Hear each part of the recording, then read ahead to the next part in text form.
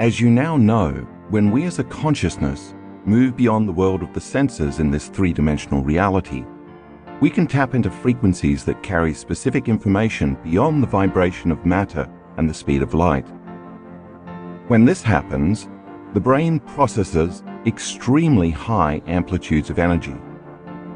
Time and time again, we've measured and observed this phenomenon in our advanced students' brain scans. You've also learned that when there is an increase in energy in the brain, there will always be an increase in consciousness and awareness, and vice versa. In fact, it's very difficult to determine whether it is the energy or the level of consciousness that causes these extreme measurements. But I don't think we can separate the two, because you cannot have a change in energy without a change in consciousness, or a change in frequency without a change in information. As you connect to deeper levels of the unified field, the brain is activated by a greater energy that carries specific information in the form of thoughts and imagery. The brain then literally tracks and records this profound inner event, and to the person having the experience, whatever is happening in their mind seems more real than any past external event.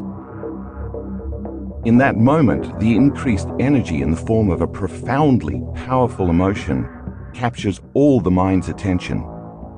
This is the instant the brain and body receive a biological upgrade.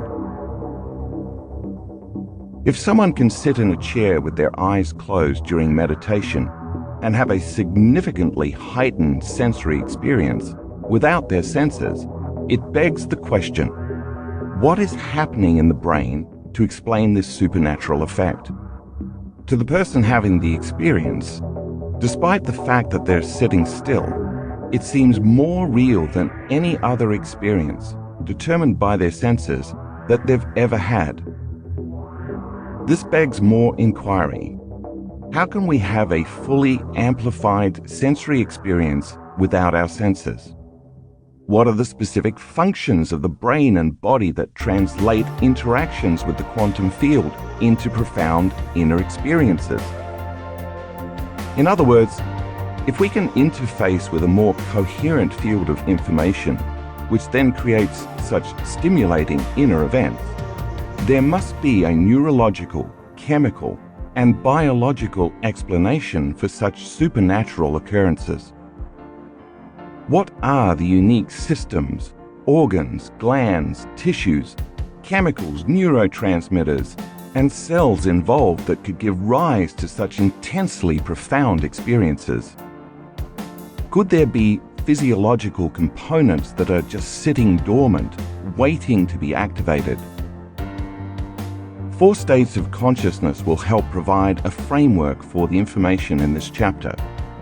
The first is wakefulness, which of course is when we are aware and conscious.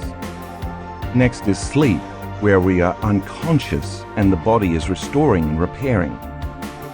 Then comes dreaming, which is an altered state of consciousness when the body is catatonic, but our minds are engaged in inner visual imagery and symbolism. And finally, there are transcendental moments of consciousness that are beyond our understanding of reality.